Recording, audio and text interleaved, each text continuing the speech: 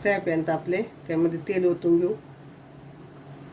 तेल तापले, तेलामध्ये लसूण, इथं गॅस मी मीडियम करते.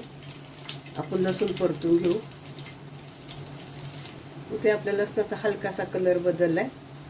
आपण गॅस बारीक करूया.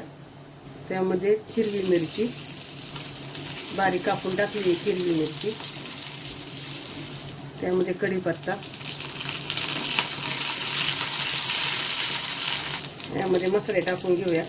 इथे घरचा मसाला टाकलाय, कश्मीरी लाल मिरची पावडर, धनिया पावडर आणि मॅगी मसाला.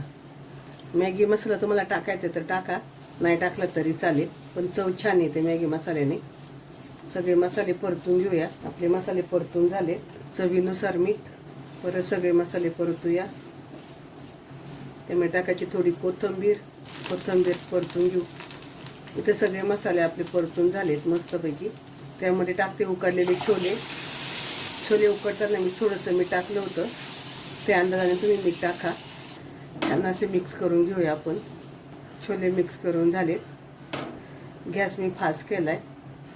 फास्ट गॅसवर आपल्याला परतून घ्यायचे ते. यातलं थोडंसं पाणी ते आटवायचं आहे. इथे आपल्या छोल्याला उकळी आली आहे. मिक्स करायचे चांगले आणि मी 2-3 मिनटासाठी झाकण ठेवून घेते. 2-3 मिनटं झाले, झाकण काढूया. इथे छान आपले मिक्स झालेत.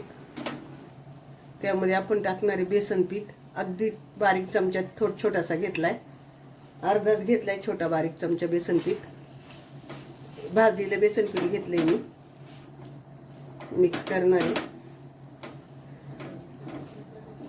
छान मिक्स करून झाले. इथं आपले छोले फ्राय तयार झालेत. अगदी छान अशी सुक्की भाजी झाली. गॅस बंद करूया.